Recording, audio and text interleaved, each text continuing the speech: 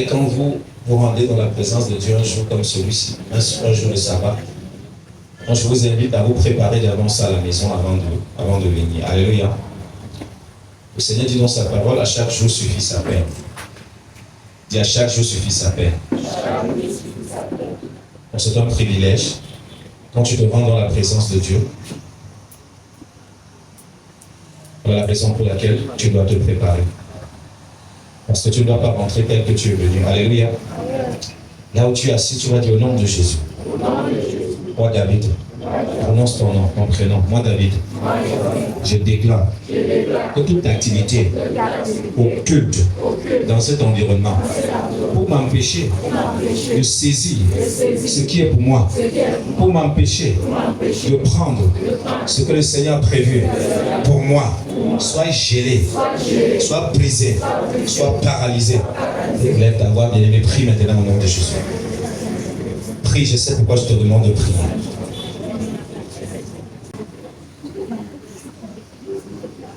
Au nom de... Écoutez-moi, bien-aimé. Notre Dieu est formidable. Je ne le dis peut-être pas parce que j'ai le micro entre les mains. Vous pouvez entrer dans la maison de Dieu aujourd'hui. L'histoire de votre destinée change à jamais. Amen. Je vous le dis en vérité, ça chamboule à jamais. Amen. Pour la simple raison que Dieu vous connaît d'une manière particulière. Amen. Alléluia. Amen. Seigneur, je recommande ce moment entre tes mains. Je prie que tu m'utilises comme un vase pour parler de ta part. Que je disparaisse afin que tu puisses rendre ministère au travers de moi. Pour ceux qui ne me connaissent pas, moi c'est l'apôtre David Bongo. Je vous le dis en vérité, je ne savais pas que j'étais appelé à l'apostolat. Jusqu'à la veille de mon ordination. Où la voix du Seigneur a retenti. Et pendant que cette voix avait retenti, un verset biblique est également apparu. C'est depuis hier à midi, prestement à midi, qu'elle a commencé à me convaincre. Amen. C'était pas facile, mais j'ai compris que c'était Dieu. Et je prie aussi qu'au terme de ce message, que tu confirmes que c'était Dieu. Peut-être qu'une personne a béni avant de commencer mon message. Voilà pourquoi j'ai toujours demandé aux gens, quand on adore Dieu, ne promenez pas les regards inquiets. Adorez Dieu en esprit et en vérité. Parce que le Seigneur siège au milieu de la louange et de l'adoration de son peuple. Quand il faut danser, ne danse pas avec réserve. Si tu danses avec réserve, ça veut dire que tu dansais pour un homme. Mais quand tu danses pour Dieu, tu n'as pas de réserve. Alléluia. Parce que tu sais qu'avant cette rencontre, c'était lui. Pendant cette rencontre, c'est lui. Et après cette rencontre, ça sera toujours là. Acclamons le roi des rois. Alors, pendant que j'étais en train d'adorer ici, le Seigneur a ouvert mes yeux. Il m'a fait voir une bien-aimée ici. Une bien-aimée qui a passé un bon moment de prière et qui avait besoin d'être renouvelée dans l'onction. Amen. C'est une sœur. Il m'a montré aussi un jeune homme qui est entré ici. Je n'ai pas vu son visage, celui-là. Mais je prie que pendant la prédication, que l'onction te localise. Il avait également besoin de l'onction. Est-ce que Maman Charles peut se présenter ici? Elle ne s'y attendait pas.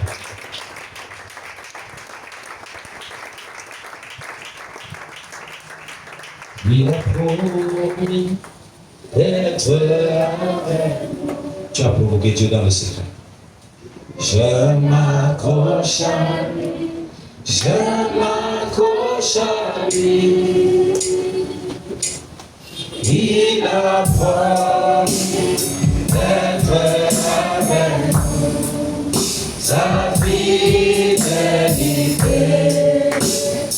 durera toujours. Sa fidélité durera toujours. Oh, Christ a promis.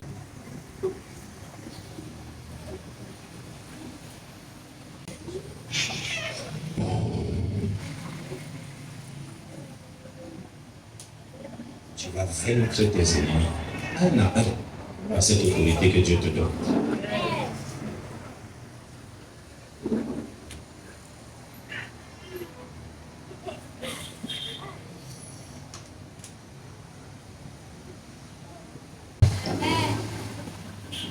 Mais nous n'allons pas nous écarter de ce terme que Dieu nous a donné depuis la semaine dernière,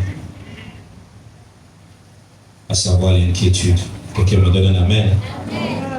À partir de Matthieu chapitre 6, à titre de rappel, le Seigneur nous a fait comprendre que nous étions très inquiets et que ce n'était pas nécessaire. Au travers de ce message qu'il a confié à sa servante,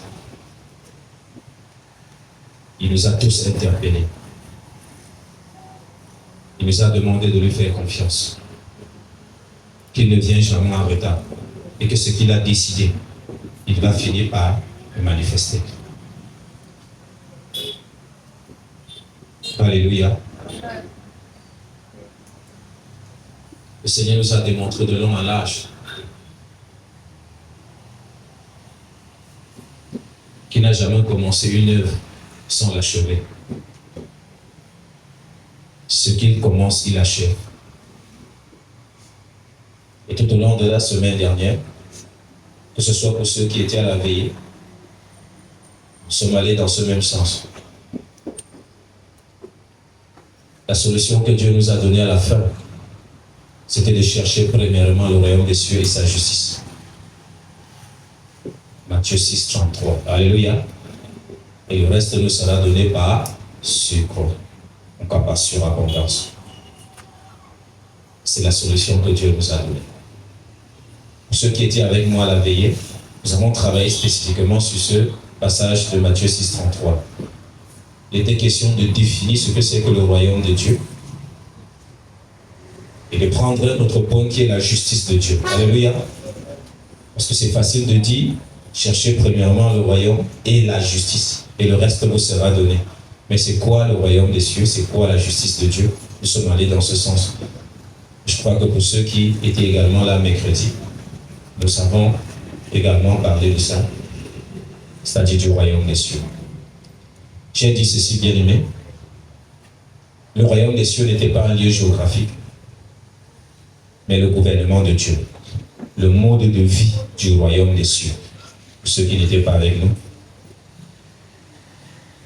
Et j'ai rappelé que Jésus, dans la Bible, a utilisé beaucoup de paraboles pour donner les caractéristiques du royaume des cieux. Alléluia. Et au travers de cette parabole, le Seigneur a voulu que nous puissions tirer des leçons pour comprendre comment le royaume des cieux fonctionne. J'ai pris un exemple, les grains de sénévé. La Bible dit le royaume des cieux est comme le grain de sénévé, comme la graine de moutarde. J'ai pris l'exemple des talents. On peut prendre aussi d'autres exemples qui est la sémence, où le semeur sort pour mettre en terre, d'autres tombent en chemin, d'autres tombent sur des voies rocailleuses et d'autres sur des terres fertiles. Donc le Seigneur prend tous ces exemples en parabole pour essayer de décrire ce que c'est que le royaume des cieux. Alors tu ne peux pas chercher quelque chose que tu ne connais pas, quelque chose que tu ne maîtrises pas. Il va falloir spécifier et définir clairement ce que c'est que le royaume des cieux pour nous permettre, bien aimés, de pouvoir bénéficier de ces grâces. Alléluia. J'ai pris un exemple. Dans le monde, si tu as besoin d'une chose, tu travailles pour l'avoir. Tu fais une démarche pour l'avoir. Quelqu'un me donne un amen.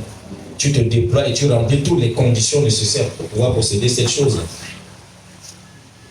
Si tu as besoin d'acheter un terrain et que tu n'as pas d'argent, tu commences à cotiser aujourd'hui, sachant peut-être qu'en 2035, que tu puisses acquérir une portion de terre. Quelqu'un me donne un amen. Amen. Ça, c'est ce qui est naturel, ce qui n'est pas mauvais.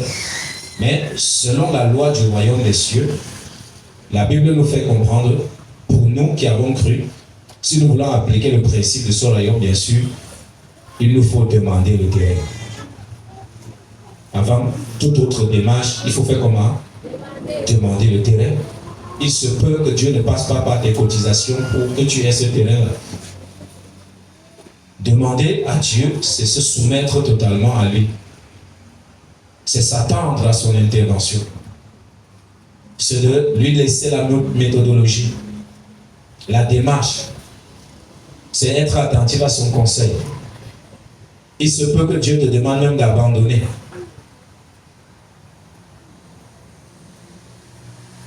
Quelqu'un me donne un amen. Et nous avons vu comment Salomon, établi sur le peuple d'Israël comme roi, a demandé une chose. C'était 1 Roi chapitre 3. Il a demandé à Dieu la sagesse pour faire comment? Pour diriger ce peuple si nombreux. Un exemple typique de la loi du royaume des cieux.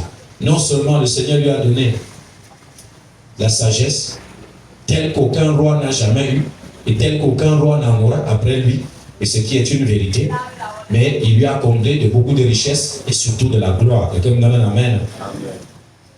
Nous qui sommes dans le royaume des cieux, nous avons une mission. Nos demandes doivent être motivées, appuyées par l'Esprit Saint qui nous a été donné. Parce que la demande charnelle ne peut pas véritablement te satisfaire. Parce que l'homme est essentiellement spirituel. Quelqu'un me donne un amen. Donc notre demande doit respecter l'ordre originel, qui est l'esprit, l'âme ensuite dans l'interprétation et le corps sur le plan matériel, qui est le domaine de la manifestation. Alors, ayant compris cela, nous allons aujourd'hui parler de la justice de Dieu. Quelqu'un va dire justice de Dieu. Puisque la Bible nous demande de chercher premièrement, c'est-à-dire en premier lieu, le royaume des cieux et sa justice. Et le reste, on s'est entendu que l'argent, le voyage, tout ce que nous recherchons, c'est le reste. C'est pas ce qu'il faut demander en premier. C'est pas ce qu'il faut demander en premier. C'est le reste. Et si on s'entend là-dessus, on peut évoluer. Amen. Alors nous allons rester sur le thème de l'inquiétude. Le sous-thème que nous allons aborder, c'est la justice du royaume. La justice du royaume. J'ai besoin que tu sois très attentif, que tu puisses vraiment saisir ce message. Parce que le Seigneur est en train de bâtir quelque chose. N'oublions pas que nous sommes dans l'année de construction. Quelqu'un dit l'année de construction. La construction n'est pas facile. La construction n'est pas aisée. Mais cependant, quand elle est achevée, elle cause beaucoup de bonheur. Alléluia. Bien-aimés, s'il y a une chose véritable qui devrait vraiment nous préoccuper, c'est la justice du royaume des cieux. Nous savons tous que Jésus, le Sauveur, est également le soleil de justice. Il est le soleil de justice. Je ne vais pas vous donner une définition vague de la justice. Mais vous devez savoir que la justice ici dans la Bible est vraiment personnifiée. Jésus étant le soleil de justice. Ainsi, si nous comprenons que Jésus est le soleil de justice, évoquer la justice divine revient à parler de Christ. Alléluia. Qui est également la parole révélée du Père et qui donne la vie. Donc, par conséquent, rechercher la justice de Dieu, c'est rechercher le Christ. C'est s'attacher à ses préceptes. Nous allons voir que tout le long du ministère terrestre de notre Seigneur Jésus-Christ, lui qui est le chemin en même temps, fut animé par une seule préoccupation, accomplir sa mission. C'est-à-dire la mission que le Père lui avait confiée. Amen. Alors il consacra toute son énergie à cette œuvre sans jamais faiblir. Et nous allons voir que ceux qu'il a formés, ses apôtres, firent de même. Firent pareillement. Ils consacraient leur existence à leur vocation. C'est ce à quoi Dieu nous appelle aujourd'hui, à notre tour. Alléluia. Donc Jésus a achevé son œuvre de damnée sur la croix et en est sorti victorieux. Par la suite, il a présenté à ceux qu'il avait préalablement préparés les preuves concrètes de son triomphe. Nous nous souvenons quand Jésus ressuscite, il va apparaître aux frères. Il va leur présenter les preuves de son triomphe. Quelqu'un me donne un amen. Et pourquoi il le faisait? C'est parce que ces derniers devaient être des témoins ou encore des dépositaires du témoignage et par là même le sceau du ministère de notre Seigneur Jésus-Christ. Alléluia. Donc aujourd'hui, ce qui nous incombe, c'est d'annoncer cette justice divine jusqu'aux confins de la terre. C'est là la véritable justification de notre appel. Donc les Écritures nous annoncent la mission du Seigneur Jésus-Christ très clairement. Donc retiens que ce qui nous incombe, c'est de continuer à porter le sceau de ce témoignage dans notre génération, dans cette dispensation, afin de paraître comme des témoins fidèles, au même titre que les apôtres de la fondation. C'est en cela que notre appel est utile. C'est en cela que nous devons investir pour pouvoir manifester chacun le don que nous avons reçu du Père. Alléluia. Prenons rapidement notre Bible dans Luc chapitre 24, versets 1 à 11. C'est un texte assez long, mais très nécessaire, parce qu'il nous donne la compréhension exacte de ce que je suis en train d'essayer d'expliquer. Alléluia. Luc chapitre 24, verset 1 à 11.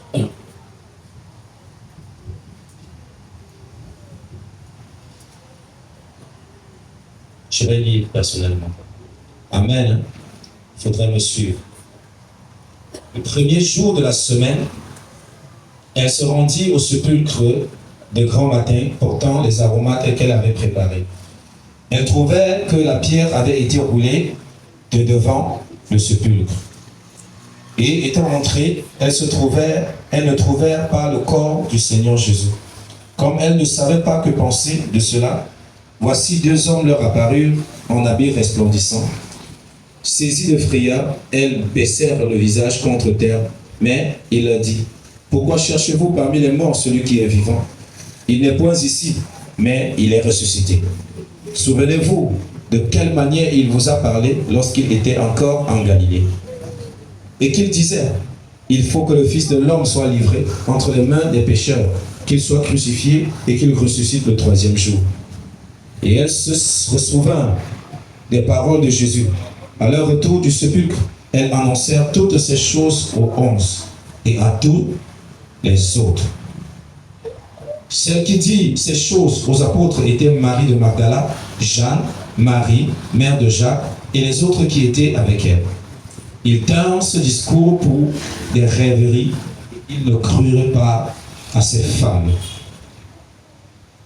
Ils tinrent ces discours pour des rêveries et ils ne crurent pas ces femmes. Acclame la parole de Dieu bien-aimé.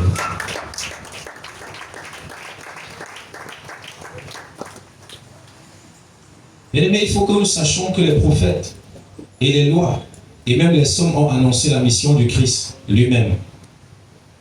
Oui, lui-même, il a annoncé pendant qu'il était avec ses apôtres. C'est ce que ce texte vient de nous confirmer. Alléluia.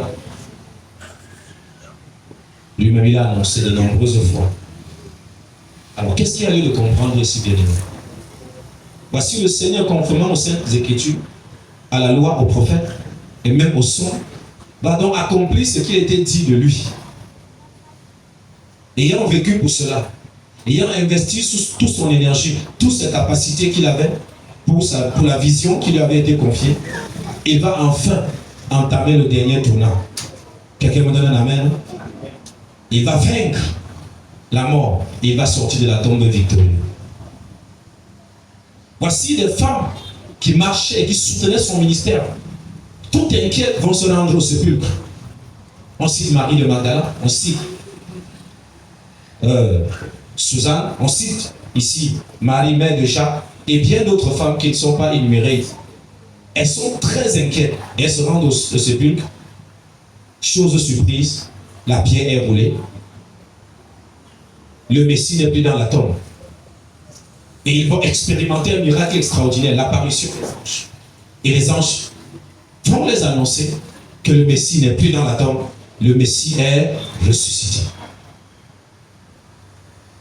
Vous savez, ce n'était pas facile. Peut-être si un ange n'avait pas rendu ministère et qu'ils avaient peut-être vu la pierre rouler et le sépulcre vide, Ils ne pouvaient même pas dire que Jésus était ressuscité. On ne peut pas les en vouloir parce qu'à leur époque, on n'avait jamais entendu que quelqu'un est mort et qu'il est ressuscité. Ce n'était pas évident. Bien que les prophètes l'avaient annoncé dans le judaïsme, dans la loi de Moïse, c'était annoncé. Vous devez savoir, et j'ai toujours dit cela, la loi c'est une prophétie qui annonce la venue du Messie. Alléluia. La démarche de Moïse au dessert, la temps de l'assignation, les différents sacrifices, les ordonnances données par Dieu révèlent la personne de Christ. C'est une image qui révèle Christ. Alléluia. Nous avons vu cela dans le modèle du tabernacle. Les prophètes qui sont venus, comme Moïse, les prophètes comme Abraham, ont annoncé la venue du Messie. David, dans les Psaumes, a annoncé, a reçu par le Saint-Esprit, parce que lui-même il était prophète, d'annoncer les mystères concernant la souffrance de la venue du Messie, de ce qu'il devait endurer comme souffrance, comme épreuve, et de ce qu'il devait accomplir pour la restauration de l'humanité tout entière. Alléluia. Il est très important de comprendre ces vérités. Ce sont les fondamentaux de la foi chrétienne.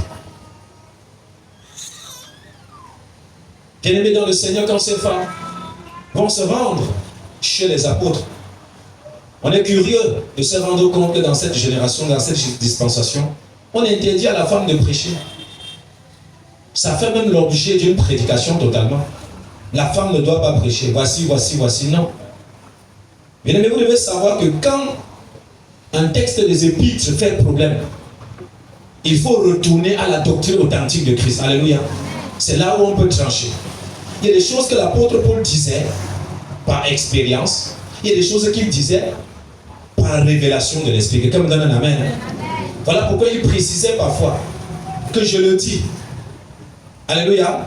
Non pas que c'est la doctrine, mais moi-même, voilà ce que je dis. Et c'est très important de préciser cela parce que on a beaucoup de choses qui ne servent vraiment pas à grand, qui ne servent, je ne dirais pas à rien, mais qui troublent également la doctrine authentique de la foi chrétienne. Et les choses que nous devons connaître. Ce sont ces femmes qui vont aller annoncer en premier l'évangile à qui? Aux apôtres.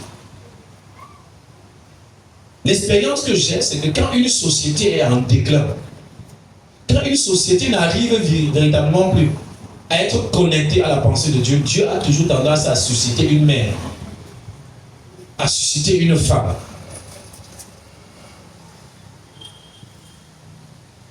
Amen. Vous devez savoir qu'avant,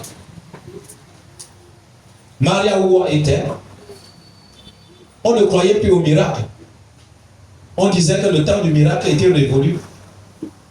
Alors Dieu a choisi cette femme pour restaurer ce don et cette grâce dans l'église. Aujourd'hui, on ne peut pas lui donner ça parce que c'était une femme. Si c'était un homme, on devait l'adorer. Comme les hommes savent si bien adorer leurs semblables. Mais on souffre de dire que c'est par une femme que Dieu a restauré la puissance dans l'église. Est-ce qu'on peut acclamer pour les femmes et pour les ministères?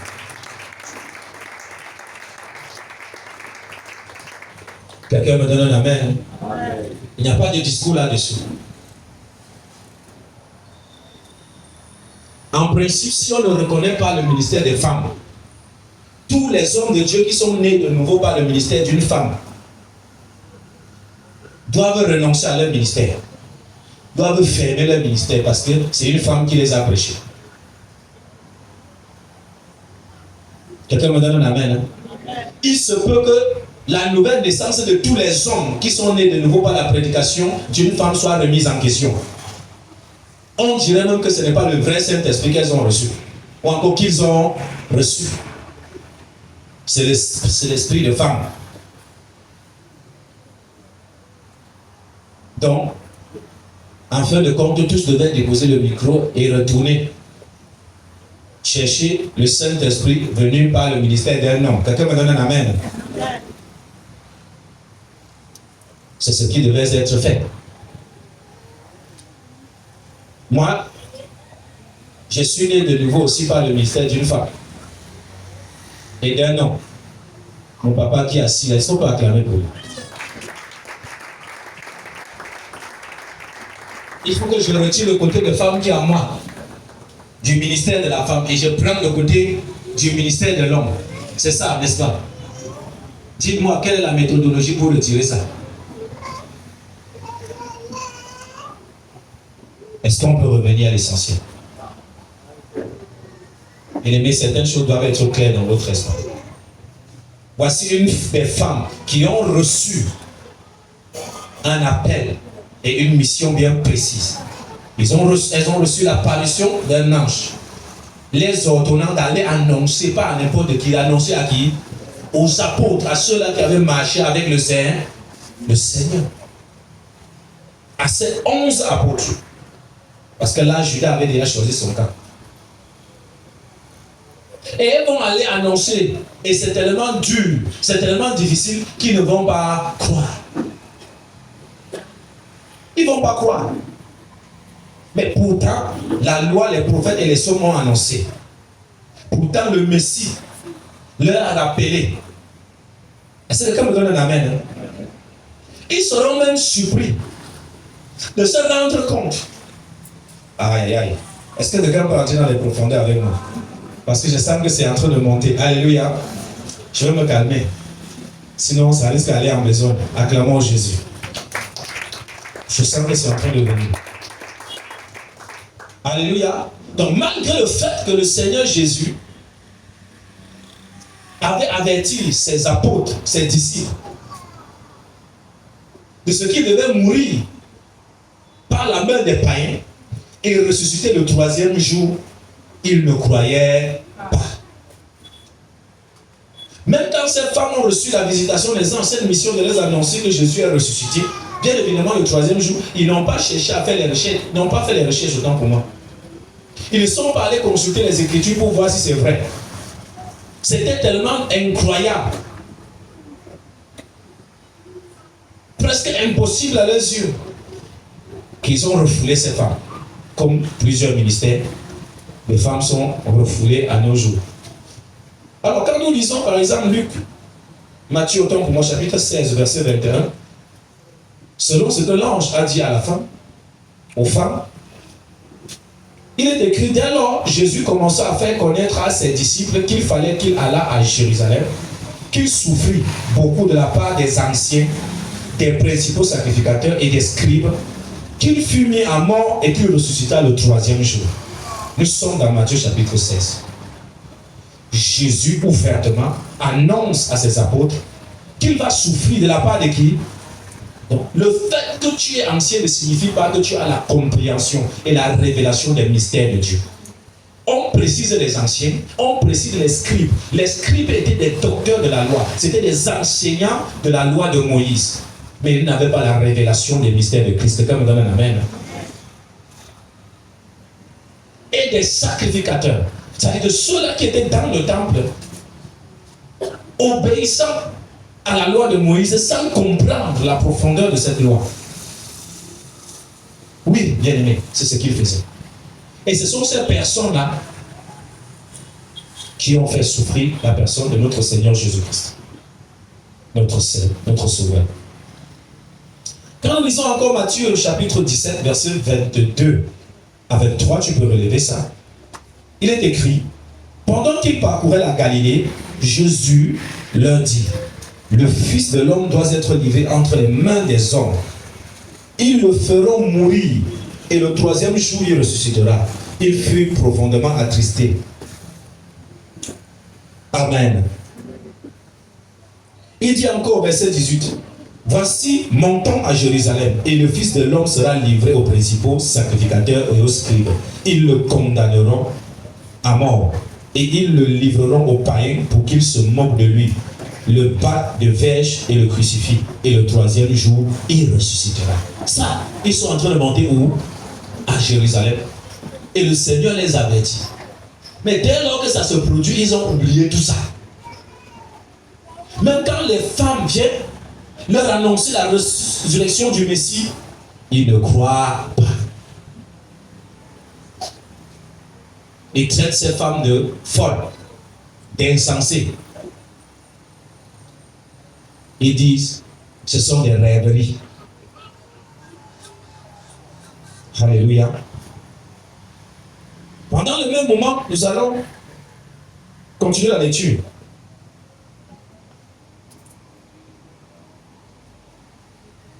C'est toujours dans Luc 24. Certains disciples seront en train de se rendre à Emmaüs. Alléluia. À Emmaüs qui signifie peuple méprisé. Ils seront soucieux de ce qui faisait le buzz dans la société israélite à l'époque, qui est la mort d'un certain juif s'auto-proclamé Messie. Et ils seront inquiets. C'était des disciples du Seigneur.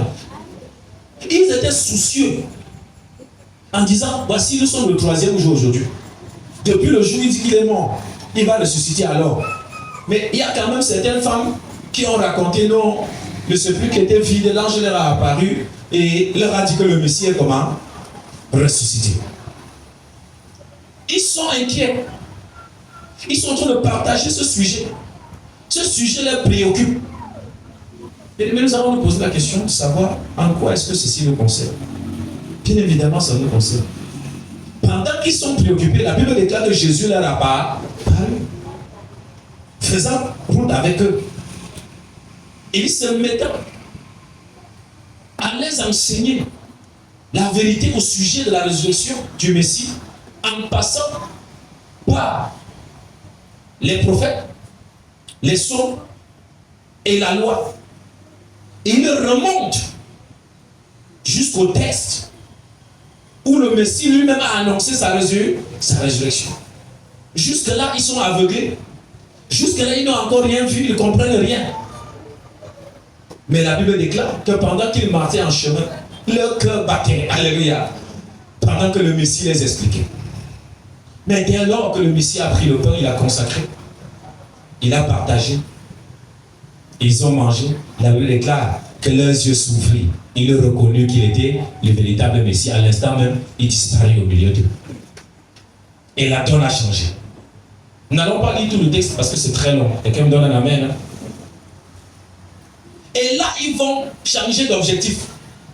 Du moment où le Seigneur se révélait à eux, la Bible déclare qu'ils retournaient rapidement où? À Jérusalem. Dès qu'ils sont arrivés à Jérusalem, ils se sont mis à raconter l'expérience qu'ils ont eue. Quelqu'un me donne un amen. Hein? Ils se sont mis à témoigner de la révélation, de la grâce qui leur a été accordée de rencontrer le Messie ressuscité. Du fait que le Messie a disparu comme ça. Et pendant que les apôtres se disputaient, oh, vous mentez. Qu'est-ce que vous racontez là? Est-ce que quelqu'un peut mourir et ressuscite? Alléluia. La Bible déclare qu'il a paru au milieu d'eux. Quelqu'un dit il a paru au milieu d'eux. Et la première chose qu'il dit quand il apparaît, que la paix soit avec vous. Il dit, mais je déclare dans ta vie que la paix soit avec toi. Que la paix soit avec toi. Je ne sais pas dans quel domaine de ta vie tu es troublé, mais ce matin, reçois la paix de Dieu. Reçois la paix de Christ. Les disciples étaient troublés. Les disciples étaient confus. Mais quand le Messie apparaît, il dit, regardez mes mains. C'est bien moi. Alléluia. Jusque-là, ils ne croient pas, ils doutent encore. La Bible déclare qu'ils crurent que c'était un fantôme. Quelqu'un me donne un amen. Le Seigneur dit non. Un esprit n'a pas d'os. Un esprit n'a pas de chair. Ils lui ont donné un morceau de miel. Alléluia. Et il a pris la main. Il a mangé. Que regardez, je peux bien manger. Je suis bien réel. Quand le miracle de Dieu va arriver dans ta vie, bien-aimé, tu vas bien tâtonner comme ça pour savoir si c'est encore vrai que le miracle là-bas est arrivé enfin. Je prophétise dans ta vie, ça sera extraordinaire au nom de Jésus. Je dis ça sera extraordinaire au nom de Jésus. Vous savez, quand vous avez cherché quelque chose fatigué, vous êtes même déjà fatigué. Quand la chose arrive, tu t'attends encore pour savoir si c'est vraiment ça.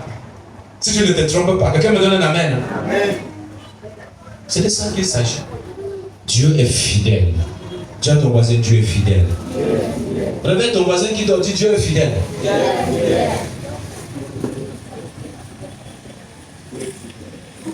Amen. Dieu est fidèle. Bien aimé, ce que nous devons retenir dans ce passage, C'est que ces femmes ont reçu un appel. Et malgré le fait qu'elles savaient que les disciples pouvaient douter, mais elles ont pris le risque de faire comment? De répondre à l'appel, d'aller annoncer. Elles ne se sont pas inquiétées du fait qu'on ne devait pas croire à ce qu'elles devaient dire. D'ailleurs, le Seigneur Jésus, ou encore l'ange qui était apparu, savait qu'elle devait annoncer, les disciples ne devaient pas croire.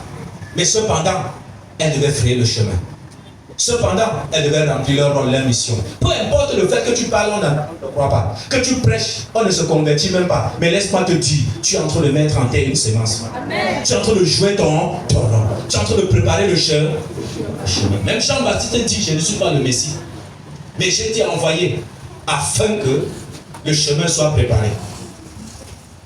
Il dit, viens celui qui est plus grand que moi. Donc je ne suis pas digne de délier la couronne de sa sandale. Moi je vous baptise d'eau pour la repentance. Mais lui, il vous baptisera du Saint-Esprit et du feu. Il y a quelque chose que Dieu veut faire au travers de toi. Alléluia. Ce qui est réel, c'est que ces femmes ont rendu ministère. Voilà pourquoi leur nom se retrouve où? Dans la Bible. Cette portion dans la Bible, vous ne pouvez pas retrancher ça. Et c'est ainsi de génération en génération. On parle de Marie de Magdala. On parle de Marie, mère de Jacques. On parle de Suzanne. C'est de ça qu'il s'agit. Ce sont des femmes d'impact. Ce sont des exponentialistes. Des boosters de foi. Des personnes qui ont marqué dans leur génération. Des personnes qui ont répondu à leur appel. Qui n'ont pas eu honte du Messie. Qui n'ont pas eu honte de l'œuvre de la croix. Quelqu'un me donne un amen.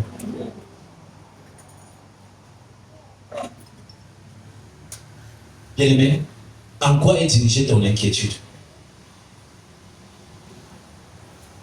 C'est parce que cette femme était inquiète au sujet de Jésus, au sujet du Messie, au sujet de ce qui était dit du Messie, que l'ange leur est apparu, que la provision est venue, que la révélation est venue.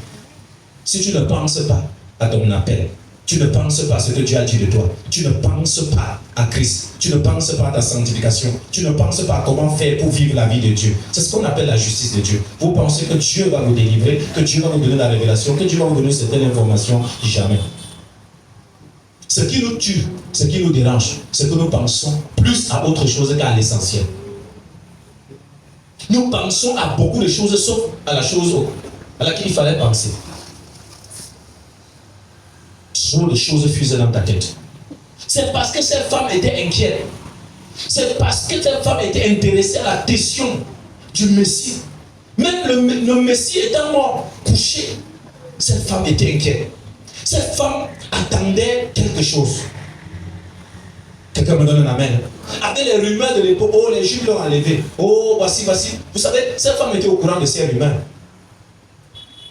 Elle était au courant de ces rumeurs. Et l'ange de l'Éternel, parce qu'elles étaient soucieuses, parce qu'elles étaient inquiètes, leur est apparu. Et c'est là où ces femmes vont avoir une révélation. Laquelle? Ces femmes vont se rendre compte que pendant que Jésus était en train d'enseigner à Galilée, en train de communiquer ce qui devait lui arriver à ses disciples, les anges étaient là pour prendre les notes. Sinon, qui a dit à l'ange que Jésus avait parlé ainsi aux disciples à Galilée, quand il était en Galilée? Oh, tu n'as pas acclamé le roi des rois. La question de ce grand salut intéressait même qui? Les anges. Ces femmes vont avoir la révélation qu'elles n'étaient pas seules jusque-là. Qu'il y avait des anges qui étaient là et qui veillaient sur cette mission. Quelqu'un me donne un amen. Qui prenaient note au point d'être capable de leur rappeler ce que le Messie leur avait dit. Acclame pour le roi des rois. C'est la première révélation que ces femmes vont avoir. Et c'est parce que les disciples d'Emmaüs étaient également inquiets. Toi, tu passes tout ton temps à parler de quoi? Tu fais des commérages à gauche et à droite. Tu vas avoir quelle révélation dans les commérages? Tu vas rêver de quoi? Quel ange va t'apparaître? Tu vas seulement voir les cauchemars, bien-aimés. Est-ce que quelqu'un me comprend, bien-aimé? Quand vous avez des rencontres, des bien-aimés, lorsque vous êtes ensemble, vous n'êtes même pas inquiet au sujet du message qui est sorti. Vous n'êtes pas inquiet au sujet de la révélation. Vous n'êtes même pas inquiet au sujet de votre appel. Ça ne vous intéresse même pas. vous vous mettez à lutter pour avoir ceci, pour avoir cela, sauf à l'essentiel. Vous croyez que Dieu va se révéler à vous comment? Quand la question de votre appel, de votre mission ne vous inquiète pas, ça ne vous intéresse pas. Vous avez déjà une liste des choses que vous avez écrites et que vous demandez à Dieu. Vous voulez que Dieu se révèle à vous comment? Voilà la bonne inquiétude qu'il faut avoir. La bonne inquiétude, c'est de s'intéresser par rapport à la volonté de Dieu. Quand tu fais la prière de notre Père, que ta volonté soit comment? Sur la, comme au. Est-ce que quand on le dit là, c'est vrai dans notre cœur? On récite aussi comme ça passe. Est-ce que dans ton cœur, tu soupires après la manifestation de la volonté de Dieu sur cette terre, et même particulièrement dans ta vie, tu soupires? C'est ça la question qu'il faut se poser. Pourquoi est-ce que la Bible nous démontre ici que cette personne était soucieux du Messie? C'est alors que le Seigneur leur est apparu. Et le Seigneur a parlé aux apôtres et on dit à plus de 500 frères à la fois. Avant sa montée au ciel, pourquoi? Parce que ces bien-aimés étaient soucieux. La question du salut, la question de la restauration, la question du salut. Bien-aimés, nous devons changer l'orientation de nos inquiétudes. C'est ce qui ressort de ce texte. Cherchez premièrement le royaume de Dieu et sa justice. C'est en cela que consiste la justice de Dieu. Alléluia.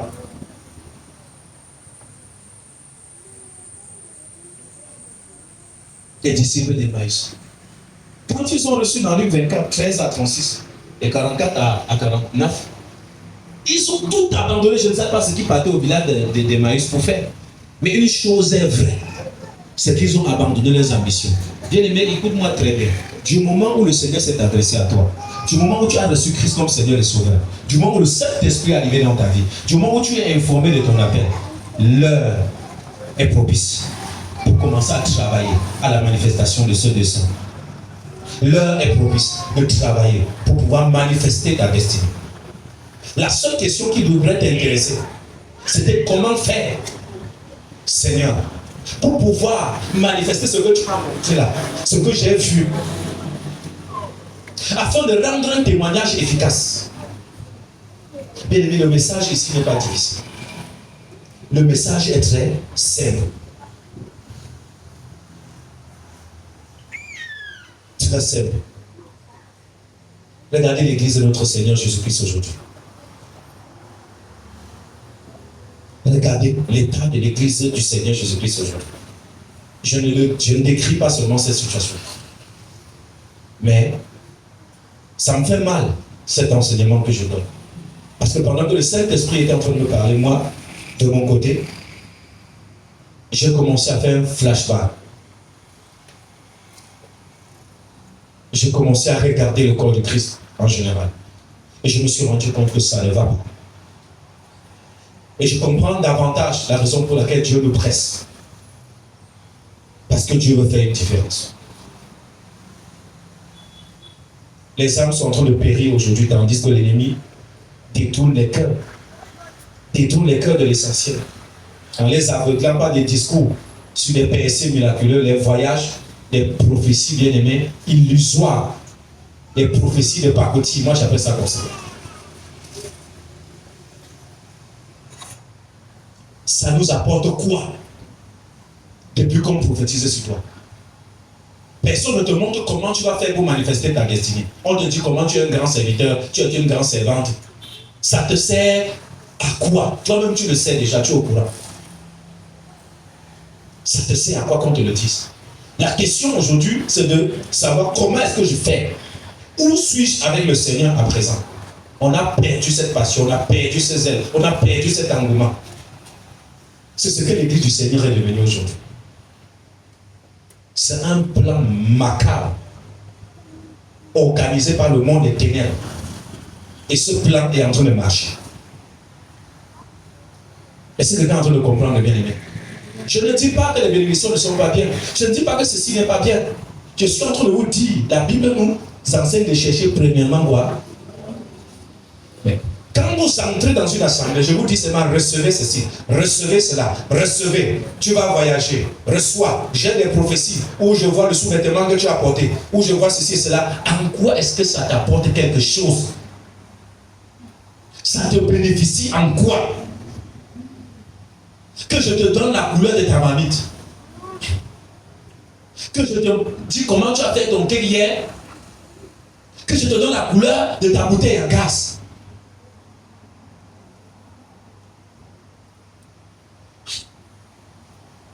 Ça te sert à quoi? Ça te donne quoi?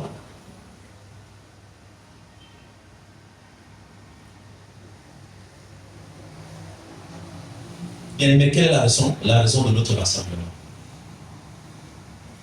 Si à la fin des temps, le jugement qui va commencer dans la maison de Dieu va ravager et peut-être quelques personnes seront sauvées, ça c'est à quoi de se rassembler chaque fois. Parce que je me rends compte, en principe, qu'on est plein dans les assemblées, mais on est déjà dans le tunnel de l'enfer.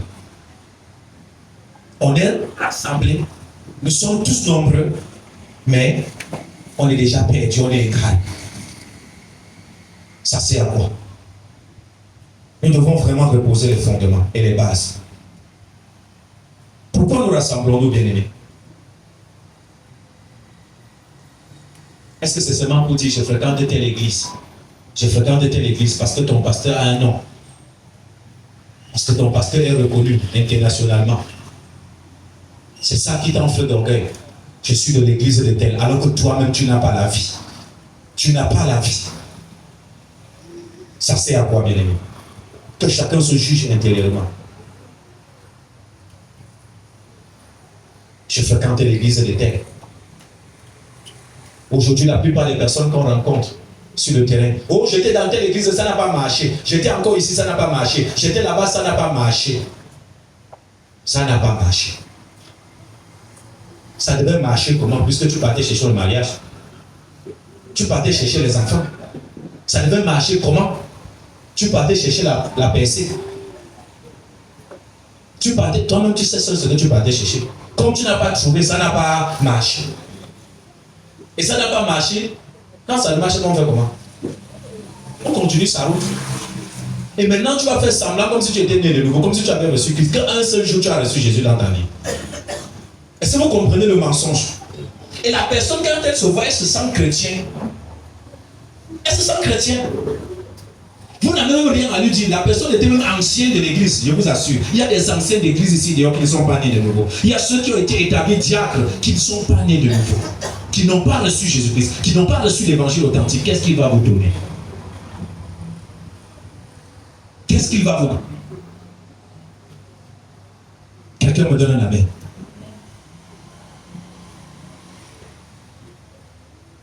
Bien aimé. Il y en a aussi une catégorie qui sont en quête d'onction. Oh, je me connecte à l'onction de ceci, je me connecte à l'onction de cela, je me connecte. Depuis que tu te connectes, qu'est-ce qui a changé? Non, celui-là a l'onction de la prospérité. Je me connecte à cette onction. Écoutez bien, aimé, le problème n'est pas la connexion, le problème c'est ton appel. Tu as oublié ton appel. Tu as oublié ce pourquoi Dieu t'a appelé. Le problème n'est pas l'onction. Connecte-toi à l'onction de quelqu'un. Lui, il est en train de manifester sa destinée. Après, il aura sa récompense. Toi, Dieu t'a appelé. Tu es en train de faire quoi? D'aller seulement te connecter. Sans que le Saint-Esprit ne te connecte. C'est toi qui te connectes. Est-ce que tu vois quelque chose qui se manifeste quelque part? Tu cours, tu baisses la tête. Oh, homme de Dieu, je veux que ton manteau descende sur moi. Tu es le Major One. Ce n'est pas arrivé, mais nous sommes égarés, nous sommes perdus. On a laissé l'essentiel. En quoi sommes-nous différents de l'église de Corinthe? Qui disait, moi c'est Paul, moi c'est qui? C'est Apollos. Ce n'est pas le même discours. Ce n'est pas le même discours que nous tenons aujourd'hui. L'apôtre Paul dit, mais qui est Paul? Qui est Apollos? Des simples serviteurs entre les mains du Seigneur. Est-ce que Paul est mort pour vous? Est-ce que Apollos est mort pour vous? Allez toujours, vous allez prendre les malédictions. Parce qu'il y en a aujourd'hui, s'ils ne vous captivent pas, ils sont prêts de vous maudire. Ce qui devait t'intéresser, c'est de te connecter à la source. où tu es censé te connecter pour pouvoir manifester ta destinée. Pour pouvoir manifester ce pourquoi Dieu t'a appelé. Parce que ta récompense éternelle dépend de cela. Alléluia. Si vous comprenez cette vérité, on ne va pas vous chagriner avec le voyage. Avec ce qui est cela. Vous n'impressionnez personne en voyageant. Vous n'impressionnez personne. Un véritable enfant de Dieu au-delà de tout ça. Un enfant de Dieu authentique. On ne l'attire pas avec le matériel, on ne l'attire pas avec les choses de ce monde. Pourquoi allons mettre Jésus au pied de ces choses? Comme si tu n'avais pas ces choses, Jésus n'était pas Seigneur.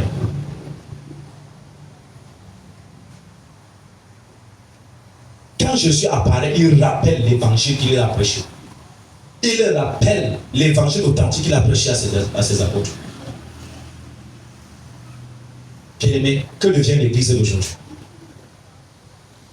Tu te connectes sur telle plateforme, tu te connectes parce qu'il y a des déclarations fallacieuses, des déclarations qui arrangent tes émotions et tes sentiments. Je vous ai dit, bien-aimé, quelque chose peut arranger ton système de pensée parce que tu aimes écouter les intellectuels. Quelque chose peut arranger ton cœur parce que tu es très émotionnel, sans pourtant transformer ton esprit, sans pourtant t'apporter quelque chose de spirituel qui te fait grandir.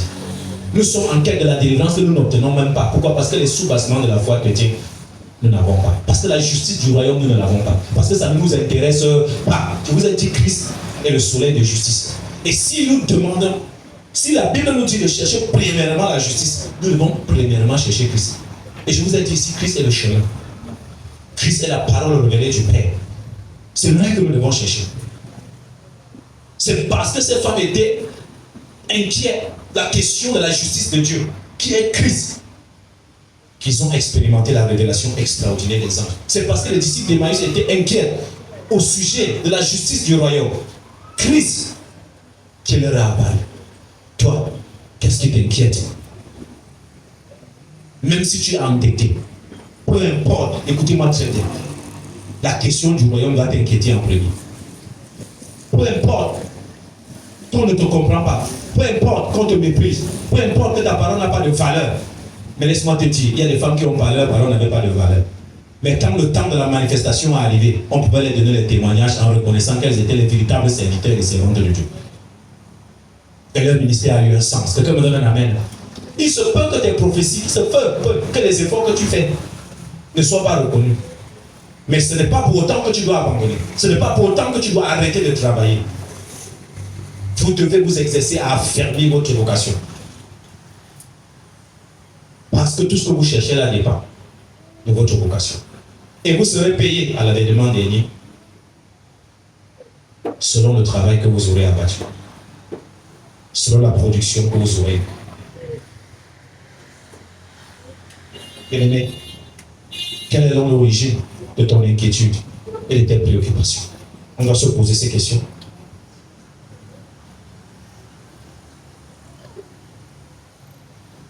Dès qu'ils furent éclairés, ils abandonnaient tout. Ils allèrent pour annoncer la bonne nouvelle. Vous voyez, l'ennemi est en train de jouer grave.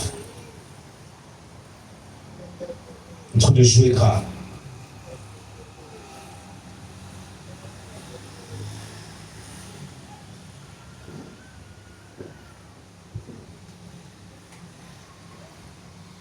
Regardons l'état de l'Église aujourd'hui. Regardons l'état de notre foi aujourd'hui. Regardons ce que nous présentons aux gens comme l'évangile aujourd'hui. Les cœurs sont fermés. Foi. Il n'y a plus de passion pour Dieu, plus de zèle pour Dieu. Il n'y a plus de détermination pour servir la cause du royaume. Moi, je vous ai parlé de la frustration de beaucoup de bien-aimés. Pour peu qui n'a pas une veste pour venir prêcher, il ne peut pas prêcher. Parce qu'on lui a fait comprendre que pour prêcher, il faut porter une bonne veste. Il faut porter une belle paire de chaussures. Combien ont peur d'aller évangéliser? Parce qu'ils ont peur que les gens dans leur quartier sachent qu'ils appartiennent à qu'il y a des églises, des gens qui font les bruits. Combien ont leur Jésus dans leur poche et de l'esprit que lorsqu'ils arrivent à l'église, pourtant les gens ont besoin de Christ. Je me suis rendu compte que c'est un mensonge du diable. Si tu t'exprimes tel que tu es, tu ne vas pas mourir, on ne va pas te tuer. Mais c'est quelqu'un avec moi, bien aimé. Moi, j'étais en train de dire à mes enfants hier que ce que vous voulez, c'est que moi, votre pasteur, oui, je peux rouler le carrosse. Je peux m'acheter un véhicule de 5 millions, 4 millions.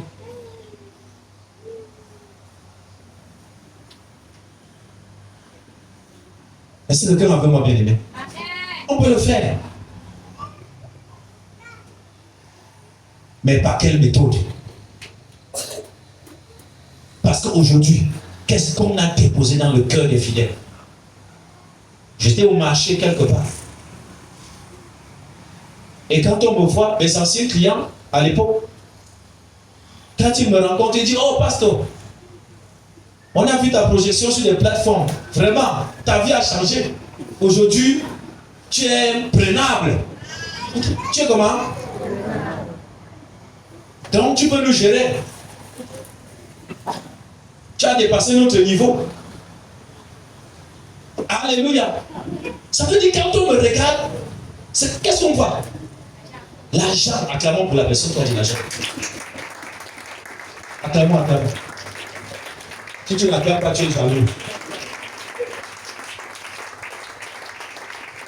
Quand on voit le pasteur aujourd'hui, on va voir.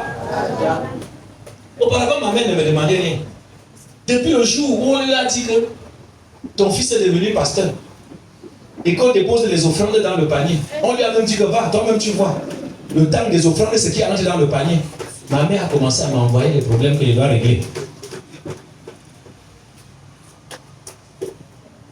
Bien aimé, entre les églises réveillées et les églises conventionnelles, les qui ont l'argent.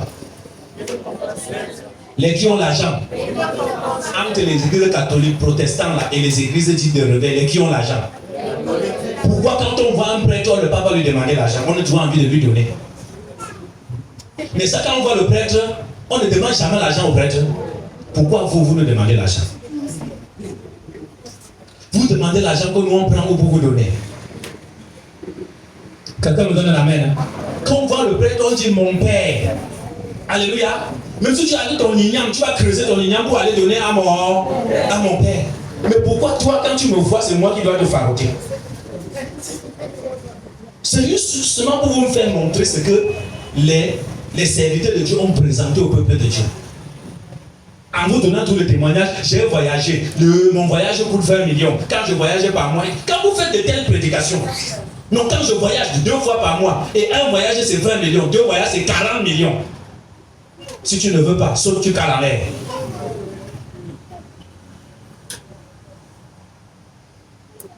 Quand vous avez de telles prédications, où on organise des conférences, vous devez payer 25 000 francs par conférence pour venir, pour qu'on vous donne les secrets de la prospérité, les secrets de la multiplication financière.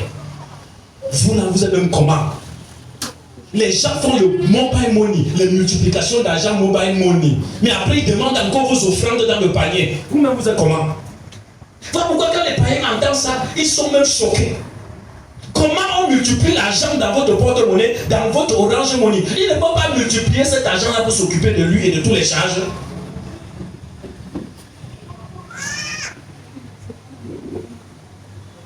Pourquoi seulement ton petit argent-là doit se multiplier? C'est le genre d'évangile que vous voulez qu'on vous prêche. Et cependant, vous avez des centaines et des milliers d'âmes qui sont entassées là-bas, prêts pour l'enfer, prêts pour le séjour des morts. Aucun n'est né de nouveau. Aucun ne s'inquiète de la pensée, de la volonté de Dieu. Vous savez ce que Jésus a dit à la fin? Vous savez ce qui est essentiel? Ouvrons Luc 24, verset 47. Nous allons chuter par là.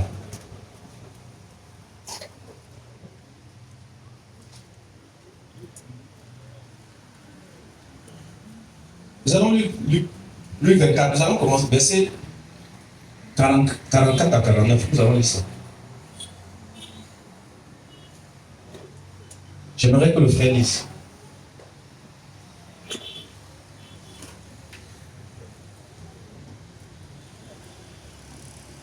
Luc 24, verset 44 à 49. Oui. Je lis au nom de Jésus. Oui. Puis il a dit. Puis il a dit. C'est là ce que je vous disais. C'est là ce que je vous disais lorsque J'étais encore avec vous. j'étais encore avec vous. Qu'il fallait que s'accomplit tout ce qui est écrit de moi dans la loi. Lis à haute voix. Qu'il fallait que s'accomplisse tout ce qui est écrit de moi dans la loi de Moïse, Oui, dans les prophètes dans les prophètes et dans les psaumes. et dans les sons. Alors il leur ouvrit l'esprit Mhm. afin qu'ils comprissent les Écritures. Il les ouvrit l'esprit afin qu'ils comprennent les Écritures. Oui. Et il leur dit, Et il a dit, ainsi il est écrit que le Christ souffrirait oui, et qu'il ressusciterait oui, des morts le troisième jour. oui, Et que la repentance et le pardon des péchés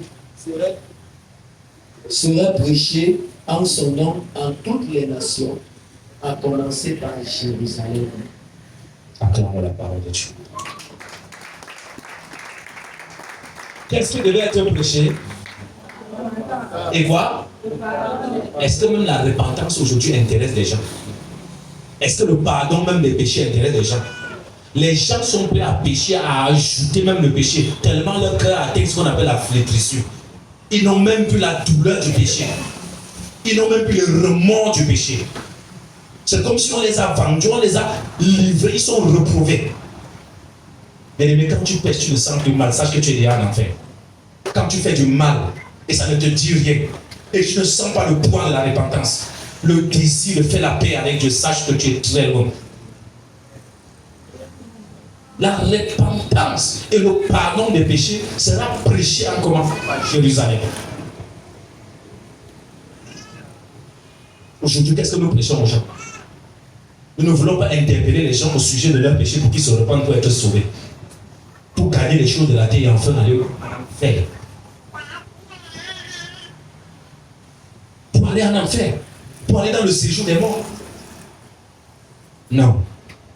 Bien-aimé, si ton cœur ne bat plus pour le péché, si ton cœur ne bat plus pour les âmes qui se perdent, aujourd'hui tu cherches la position, mais les âmes qui se perdent là, ça ne te dit plus rien. Tu n'as même pas envie de parler de Jésus à quelqu'un. C'est toi, ta richesse, ta prospérité. Ça, c'est un détournement que Satan a fait. Et nous ne devons pas nous laisser séduire par ces choses. Où sont les frères qui étaient passionnés? Où sont les sœurs qui passaient les rues à rendre témoignage de la vérité? Où sont les bien-aimés qui faisaient les porte à porte? Où sont les frères et sœurs qui profitaient des petites occasions pour annoncer la vie? Aujourd'hui, chacun cherche son voyage. Chacun cherche sa prospérité. À chacun pour soi, Dieu le pousse. Où est l'amour de Dieu? Où est la réalité de l'évangile? Nous voulons tellement de choses. Ces choses nous fuient. Ces choses nous échappent. Les miracles, les pensées que nous voulons, ça nous fuit. Pourquoi? Parce que nous avons abandonné l'essentiel. Que me donne un amen. Tu veux que la puissance vienne sur toi, pourquoi? Pour que tu ailles te vanter. Pour que tu ailles faire la consultation prophétique à 25 000 francs. Pour que tu ailles demander la chèvre pour travailler sur quelqu'un. Je suis allé chez un de mes fils, comme l'onction était trop là, ils sont allés chercher quelqu'un pour accélérer le processus de bénédiction. Ils ont commencé le parcours. C'est quand le monsieur commence à demander la chèvre qu'ils ont compris qu'ils étaient embarqués dans un bateau sans destination. Je suis ici. Les bien-aimés ne m'avaient jamais donné 1 000 francs. Un 5 000 francs qu'on a payé dans l'enveloppe. Je n'étais jamais allé rendre visite chez eux. Ils m'ont donné le transport. C'est moi qui payais mon transport. Je partais dans le ministère. Je paye mon transport, je viens. Mais ils ont appelé le Alamimou, loger l'hôtel pendant 3 jours payés VIP.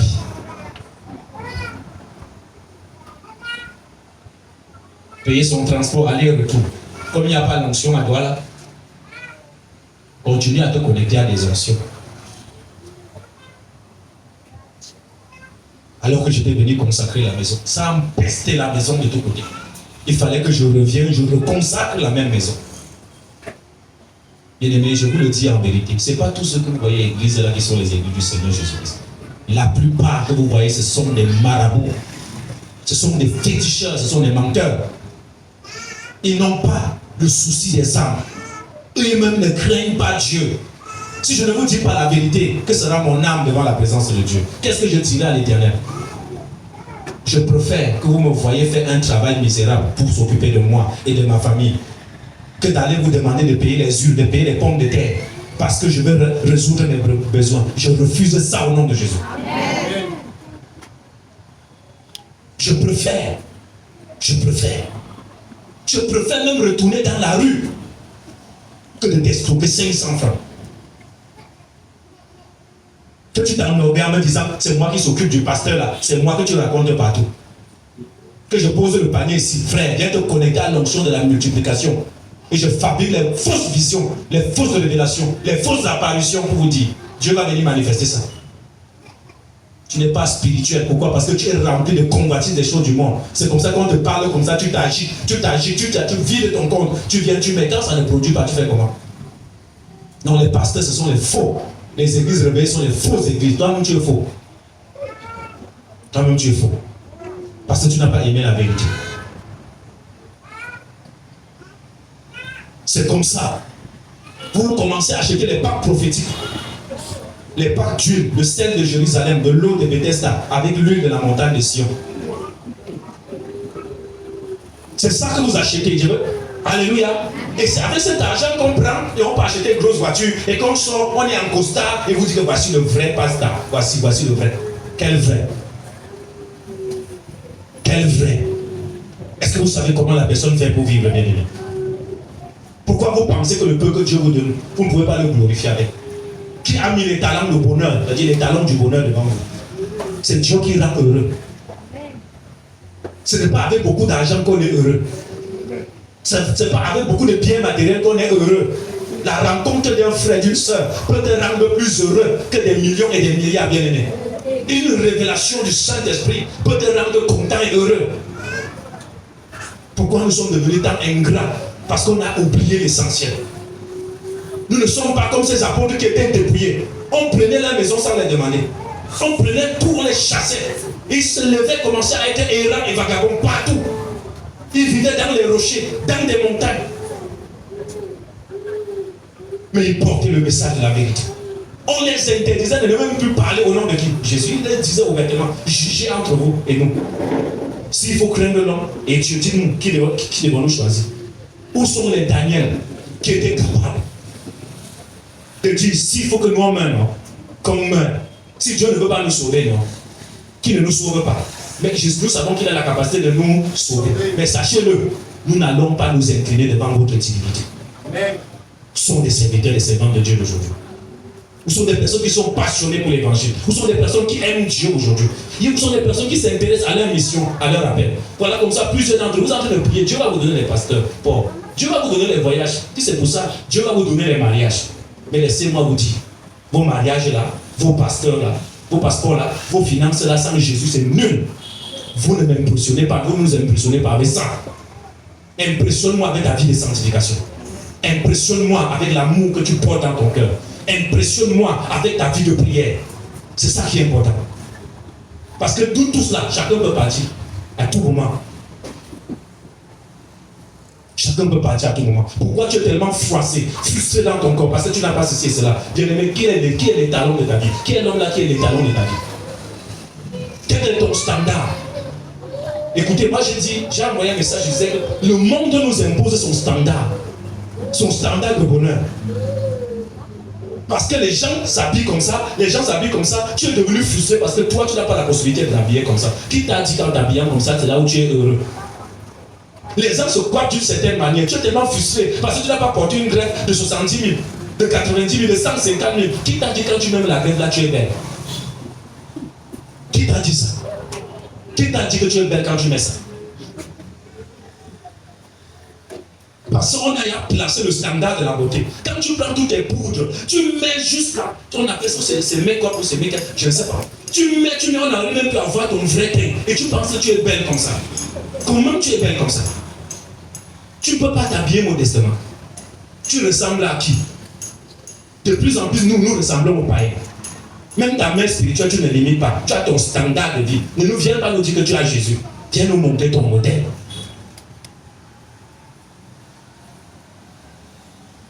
On est frustré. On est frustré. Si on ne t'achète pas ci, si on ne t'achète pas ça, je ne suis pas contre la bénédiction financière. Au contraire, j'aime la bénédiction. Mais celle qui vient de Dieu. Parce que la Bible me dit que c'est la bénédiction qui vient de Dieu qui enrichit. et n'est suivi d'aucun chagrin.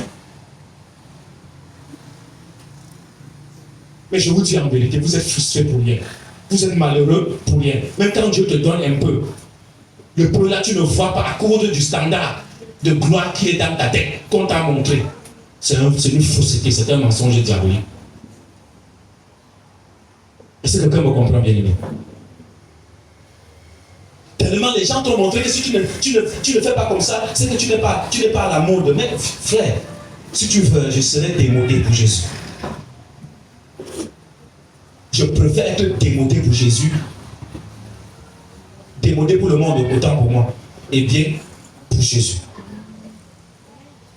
Je préfère. Pourquoi vous êtes frustrés? Qui t'a dit que celui-là qui dort hôtel 5 étoiles est différent de toi? Faites attention au ventilateur là, je ne peux pas attacher quelqu'un. Qui t'a dit que celui-là est plus heureux que toi? Qui gagne ton petit salaire de 150 000, qui organise ta vie dans une petite chambre et qui mange, qui vit? Qui t'a dit que la personne est plus heureuse que toi? Qui t'a dit? Interrogez ceux-là qui ont, s'ils ont arrêté d'avoir, s'ils n'ont plus de problème. Si c'est terminé, c'est fini.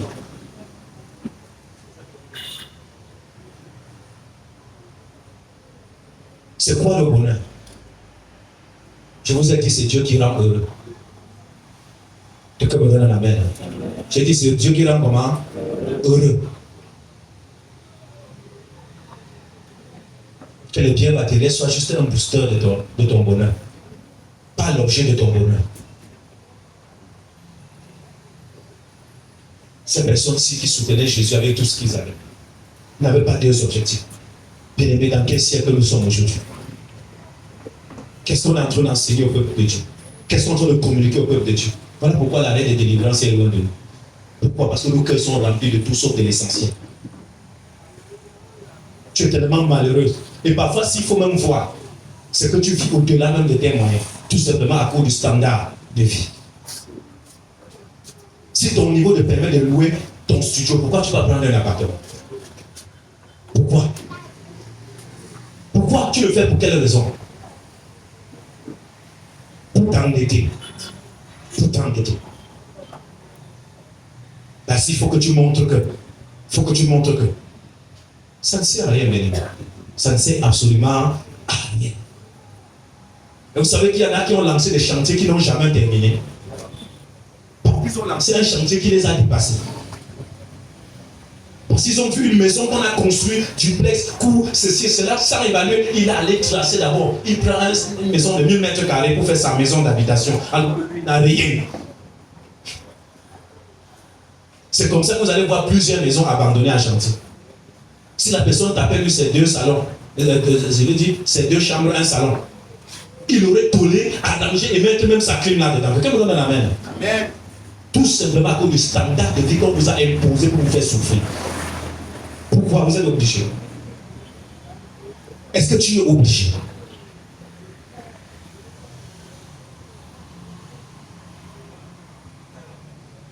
Bien-aimés, revenons à la vérité. Pourquoi tu as honte de ton commerce, ce que tu fais aujourd'hui? Pourquoi? Les enfants de Dieu ne veulent même pas montrer ce qu'ils font à leurs propres semblables. Ils ne veulent pas, ils se cachent dans leur commerce. Ce n'est que les païens qui vont venir te faire la recette. Pourquoi? Pourquoi? Parce qu'on a fabriqué dans la tête des gens que pour être grand, il faut être assis au bureau quelque part. Les gens sont assis au bureau avec un salaire de 45 000 francs. Si tu ne le sais pas.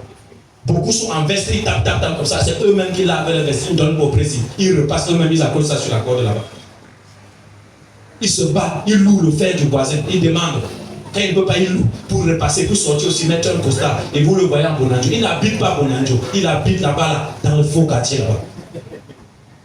La plupart de ceux qui habitent là sortent de Bonanjo, ils sortent des quartiers quelque part là-bas, ils partent à Bonanjo travailler.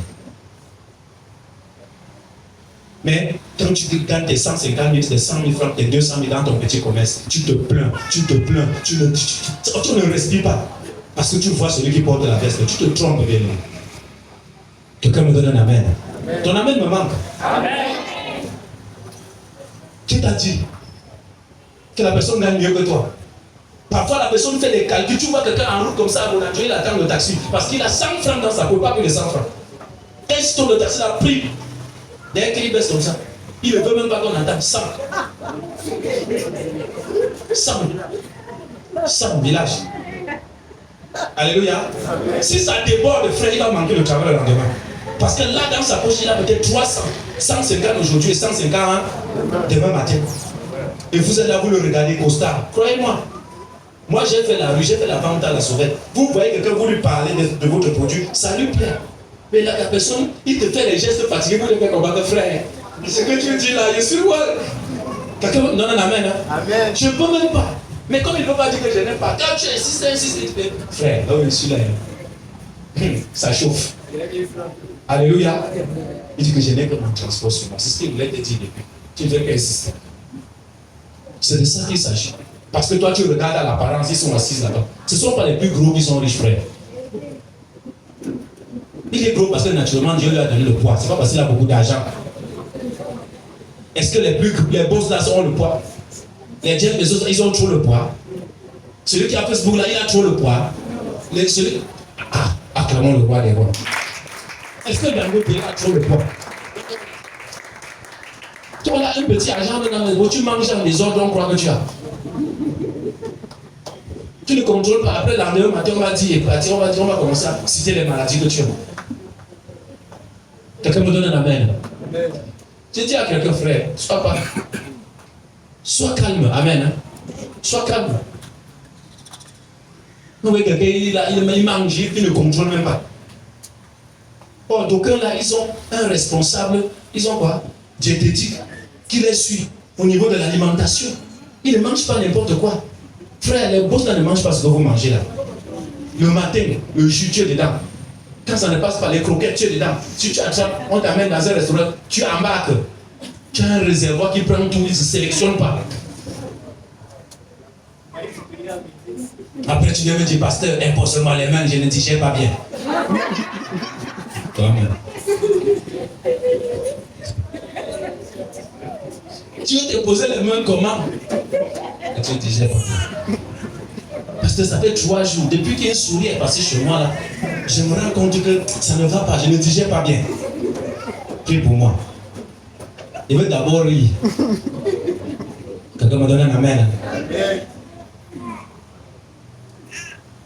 Ça c'est juste pour détendre l'atmosphère. Pour dire à quelqu'un que vous pouvez bien vivre avec le peu que Dieu vous donne. Faites votre calcul, personne ne vous pousse, personne ne court derrière vous. C'est quoi la compromission? Tu es obligé. Tu n'es pas obligé. Pourquoi tu donnes l'image de la personne que tu n'es pas? Tu donnes l'image de la personne que tu n'es pas. Pour quelle raison? Je vous le dis en vérité. Quand j'étais dans la foi, ici, ça fait quelques années, quand je rencontrais mes bien-aimés, ils fuyaient toujours, ils se cachaient. Ils n'aimaient pas que tu saches ce qu'il fait comme métier dans la vie. Ils ne veulent pas que tu le vois dans son lieu de service. Un jour, j'ai surpris un frère assis devant une entreprise qui était vigile. Le jour, il m'a vu, comme il n'a pas disparu le jour-là. Si j'avais moyen, il devait fondre. Moi, le jour-là, je suis allé tout droit. Frère, bonjour, sois béni.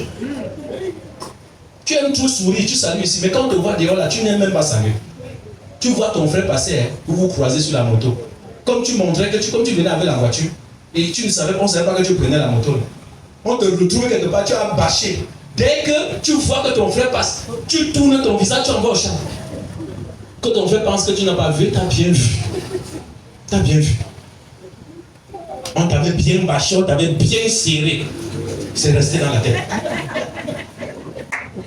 C'est de ça qu'il s'agit, bien aimé. T'avais bien serré. Alléluia. Tu vas venir ici te vanter. Accepte ta condition. Accepte. Le jour où Jésus va faire, les gens vont acclamer. Dis le Seigneur agit. Amen. Que le Seigneur se glorifie. Et les gens vont rendre le même témoignage. Que regarde tel frère, tu vois, par avant il était comme ça. Regardez-le aujourd'hui, Dieu a fait. Attends le roi des rois.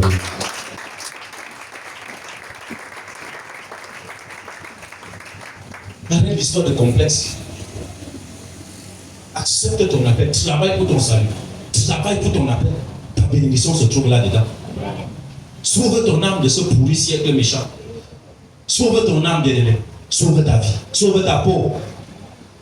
Et si tu peux attraper la main de quelqu'un, n'hésite pas. Tu n'as pas besoin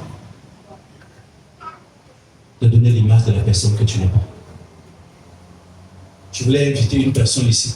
Si tu sais dans ton cœur, bien-aimé, que tu n'as pas encore fait la paix avec Dieu, que tu n'es pas encore arrivé à la repentance, que tu n'as pas encore accepté la vérité de la parole de Dieu, tu peux le faire aujourd'hui même.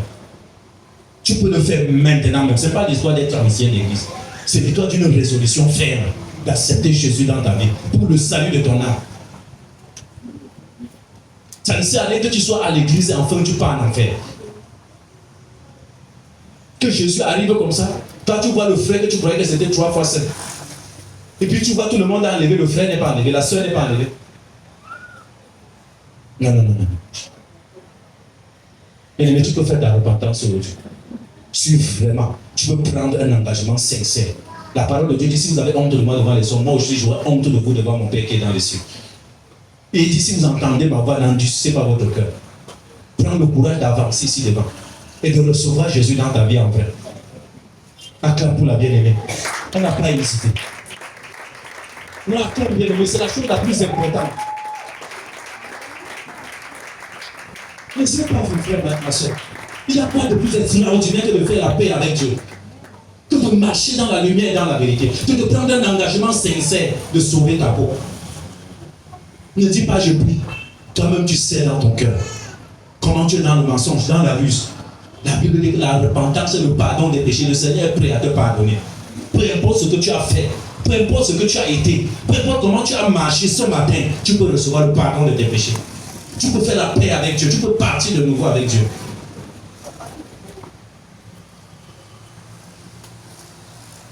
C'est ce matin, bien-aimé.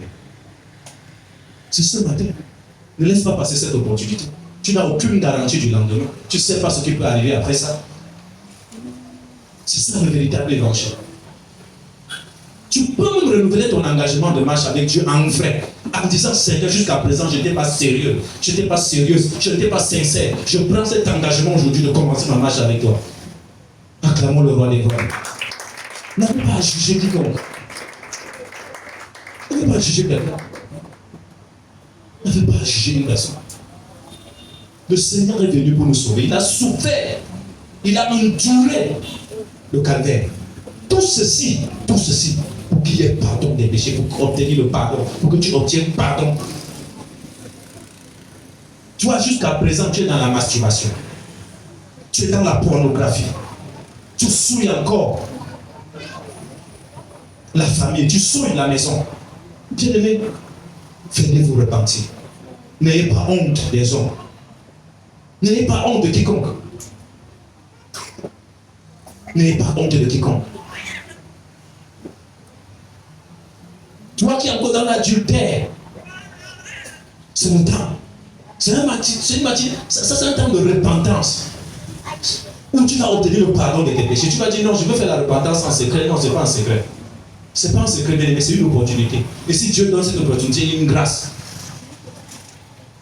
Chacun a la raison pour laquelle il s'approche du Seigneur. Toi, tu sais que tu as la haine dans ton cœur, que tu détestes les gens. Bien-aimé, rapproche-toi ici devant. Rapproche-toi. Ça sera aussi ta délivrance. La délivrance n'est pas crier, imposer les mains aux gens, chasser les démons. La délivrance, c'est un engagement sincère de marche avec Dieu. C'est un engagement concret de marche avec Dieu. Tu sais comment tu marches. Le Seigneur t'attend. Le Seigneur t'appelle à la repentance ce matin. Le Seigneur t'appelle à la repentance. Bien-aimé, tu peux te mettre à genoux là où tu es. À commencer à présenter ta situation au Seigneur. Et à lui demander sincèrement pardon. C'est le plus important. La guérison, la restauration se cache derrière cette réalité-là. Ça se cache derrière. Et toi qui entends ce message, toi qui entends cette parole et qui marchait mal, et qui était dans les convoitises, c'est le temps pour toi de prendre une décision ferme. Toi qui jouais aux apparences, pour donner l'image de la personne que tu n'es pas. Bien-aimé, si le Seigneur arrive aujourd'hui, sans que tu ne fasses la paix avec Dieu, et que tu continues à accuser, c'est à cause de telle personne, c'est à cause de telle ou telle autre personne, ça te servira à quoi?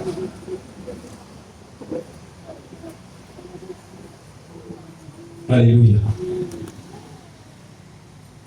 Vous qui êtes ici devant, j'aimerais vous aider juste dans la prière. Et sachez, la Bible dit là, si tu confesses de ta bouche le Seigneur Jésus, tu crois dans ton cœur que Dieu l'a ressuscité, tu seras sauvé. La Bible dit que c'est en confessant de la bouche qu'on parvient à la vie, c'est en croyant du cœur qu'on parvient au salut. Tel que vous le faites de tout votre cœur, sincèrement, la relation sera restaurée avec le Seigneur. Dis Seigneur Jésus, nous allons les accompagner. Seigneur Jésus, je viens à toi. Tu connais mes voies. Mes œuvres ne sont pas cachées devant toi. Pardonne-moi mes fautes. Pardonne-moi mes erreurs. Pardonne-moi mes manquements. Contre toi j'ai péché. J'ai fait ce qui est mal à tes yeux. De telle sorte que tu seras juste lorsque tu me condamneras. Seigneur Jésus, accorde-moi ta grâce. Je m'incline devant toi. Seigneur Jésus, pardonne-moi. Ayez pitié de moi. Lave-moi par ton sang. Purifie-moi par ton sang. Seigneur Jésus, inscris mon nom dans le livre de vie. Inscris mon nom dans ton livre de vie. Aujourd'hui, je prends la décision de partir de nouveau avec toi. Seigneur Jésus, j'ai mis la main à la charrue. Je ne retournerai pas en arrière. Seigneur, veille sur moi. Veille sur moi. Donne-moi la force d'honorer mon engagement. Amen. Je vais prier pour vous. Seigneur Jésus, voici tes enfants qui ont accepté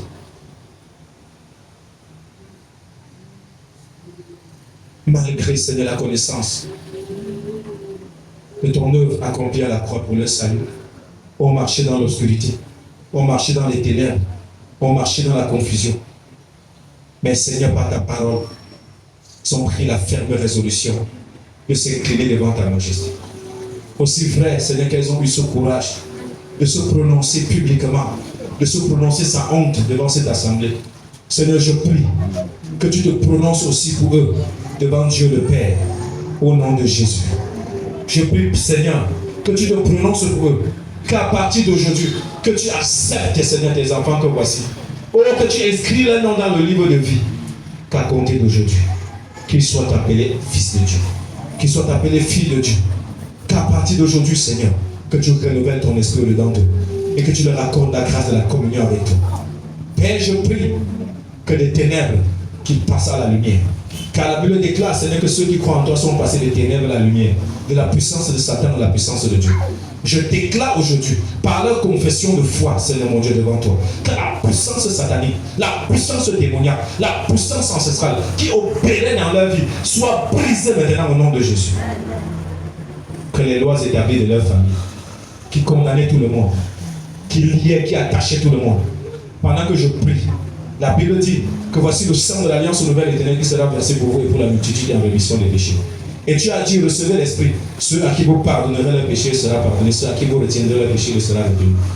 Seigneur, en qualité de ministre de culte, sous le manteau apostolique et pastoral qui repose sur cet autel, Seigneur, nous déclarons que leurs péchés les sont pardonnés. Au nom du Père, du Fils et du Saint-Esprit. Satan, écoute-moi. Tu n'as plus le droit sur eux. Tu n'as plus le droit. Nous t'ordonnons en tant qu'Église de Jésus-Christ. Le domaine de leur vie où tu avais la même mise, allez, retire ta main maintenant. Retire ta main maintenant. Retire ta main maintenant. Retire ta main maintenant. Je te commande au nom de Jésus. Lâche prise. Je brise ton autorité. Je brise ton emprise. Je brise ton pouvoir. Je brise ta puissance dans leur vie. Ils passent de ton emprise à l'emprise du Saint-Esprit aujourd'hui. Ils ont été rachetés par le sang de la rédemption. Je plains le sang de Jésus pour chacun d'entre eux. Père Céleste, que le sang de l'alliance nouvelle éternelle, le sang de la rédemption coule maintenant. De la chevelure jusqu'à la plante de leurs pieds, que le sang coule. De la chevelure jusqu'à la plante de leurs pieds, que le sang coule. De la chevelure jusqu'à la plante de leurs pieds, le sang coule. Partout ils sont accusés. Partout les cris se lèvent contre le Seigneur. Que la voix de ton sang parle. Que la voix de ton sang parle. Que la voix de ton sang parle. Mieux que le sang d'Abel.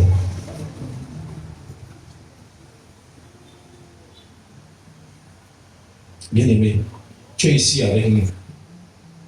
Avant que ce culte ne commence, j'étais vu un homme dans le règne spirituel.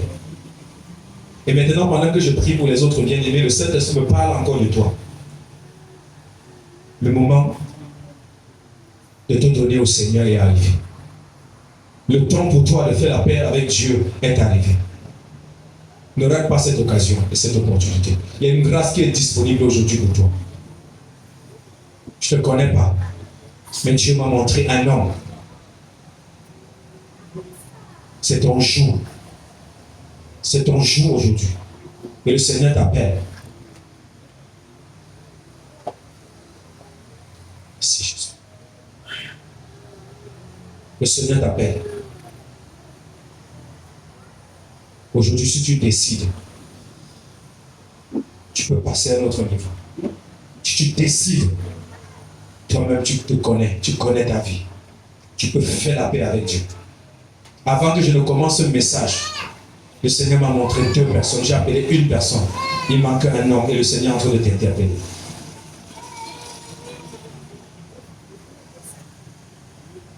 Merci Jésus. Au nom de Jésus de Nazareth, aussi vrai que Jésus est vivant et qu'il est Seigneur, nous déclarons, tendez la main, Père, que tu passes des ténèbres à la lumière, de la puissance de Satan à la puissance de Dieu. L'évangile que nous prêchons est puissant. Reçois ta délivrance. Satan, tu perds ton contrôle sur elle aujourd'hui.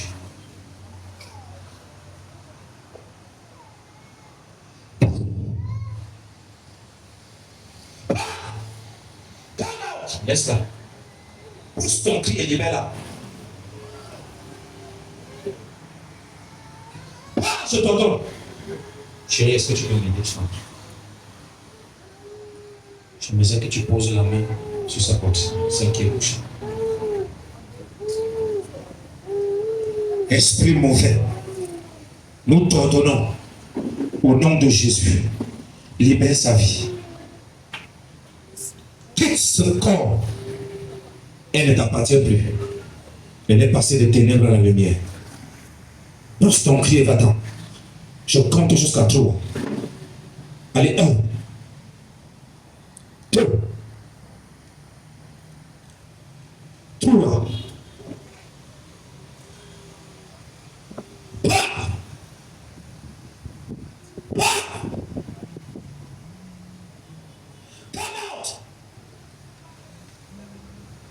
Nom de Jésus-Christ. Merci.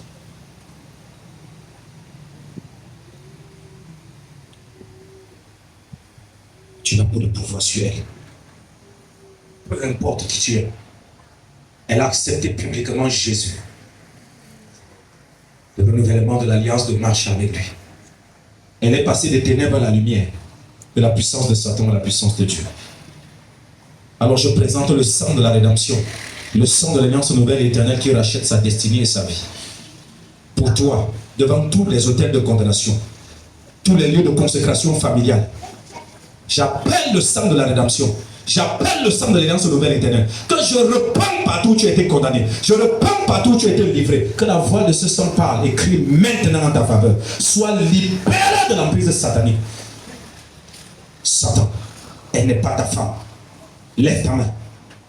Lève ta main. Lève ta main. Lève ta main. Lève ta main. Ah, je te l'entends.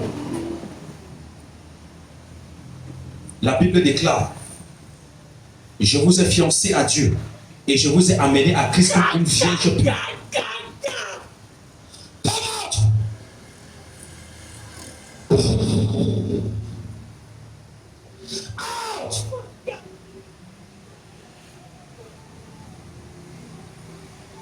Au nom de Jésus, elle ne t'appartient plus. Elle est libérée par le sang de Jésus. Le système que vous avez engagé en elle est brisé. Jésus a reçu autorité. Jésus l'a racheté.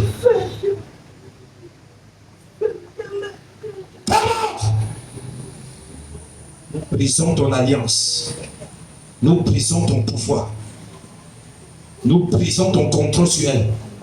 De la chevelure jusqu'à la plante de ses pieds. Elle a droit à la liberté. Toutes les paroles de malédiction qui ont été prononcées sur elle, nous annulons ces paroles en tant qu'Église. Au nom de Jésus. Homme fort, nous prenons autorité. Tout genou fléchit, tout langue confesse que Jésus-Christ est Seigneur. Nous t'ordonnons en tant qu'Église.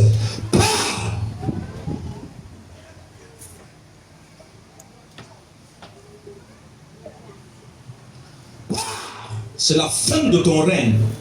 Ton emprise dans sa vie expire. Merci Saint-Esprit de Dieu. L'accident qui est planifié contre elle, nous l'annulons au nom de Jésus-Christ. Nous l'annulons au nom de Jésus-Christ. Elle ne mourra pas. Elle n'aura même pas un seul égratignure. C'est la fin de ton règne. C'est la fin. C'est la fin. Tu vas prier avec moi, tends ta main. Dis au nom de Jésus. Nous commandons en tant qu'Église que tout ce que la coutume de ses ancêtres ont investi sur sa vie, que ça prend feu. Que ça prend feu. Feu. Ordonne maintenant, bien-aimé.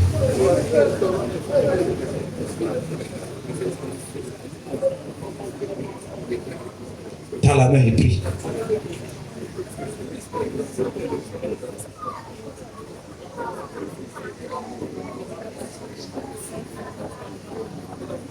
Prie avec foi.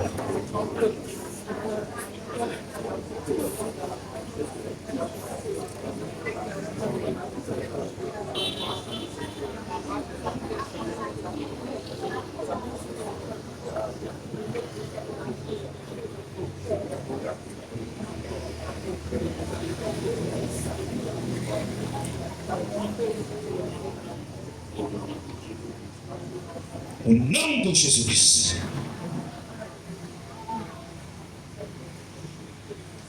Amen. Fille maintenant, tu es libre. Regarde. Tends tes mains. Tes parents sont des serviteurs, des servantes de Dieu. Tu ne peux pas vivre autrement que cette voie qu'ils ont tracée.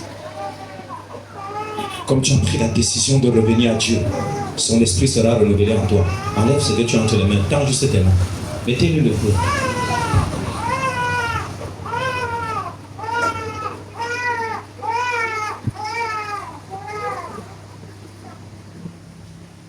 L'Esprit de Dieu.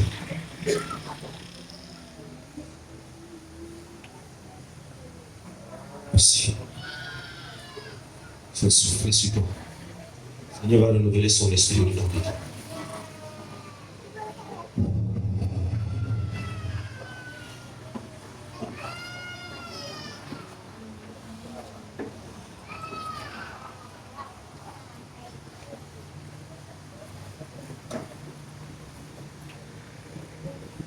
Jésus.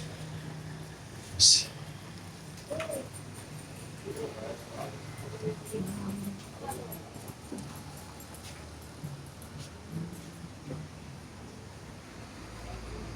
C'est la parole montée de ton cœur. Laisse ces paroles sortir.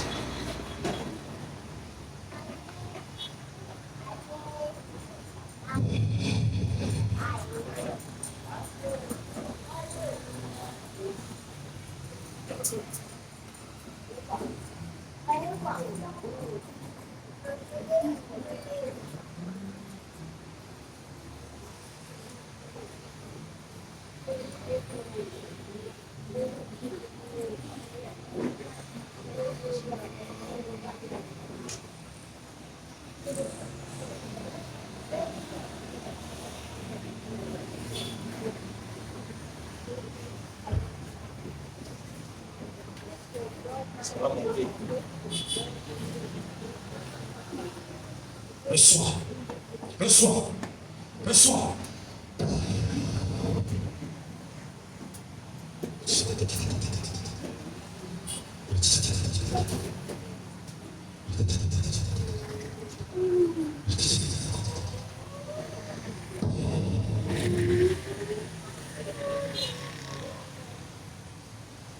Jésus. Jésus.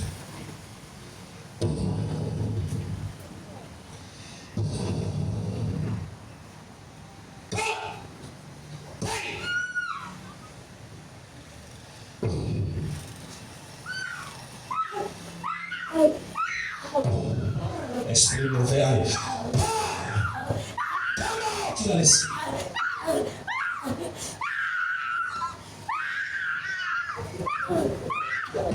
Laisse-la aujourd'hui.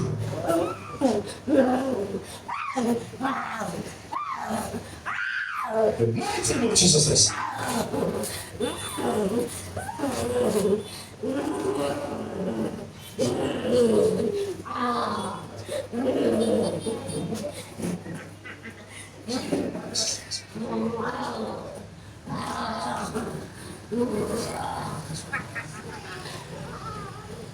Allez, va-t'en maintenant et ne reviens plus.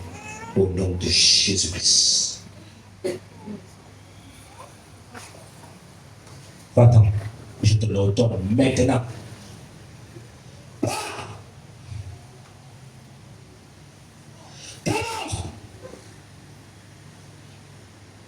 Tu la libères aujourd'hui.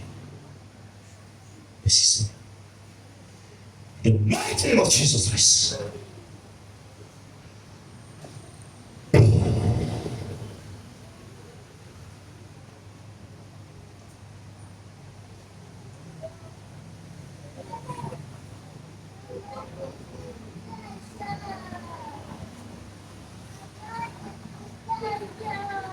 Et aujourd'hui, ça sera différent.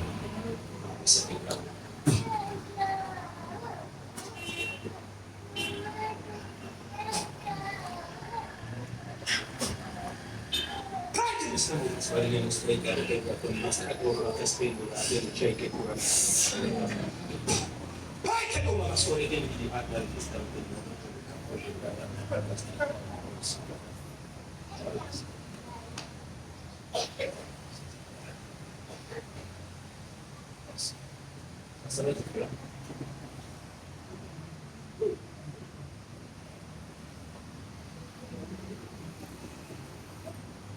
Le Seigneur vous bénisse.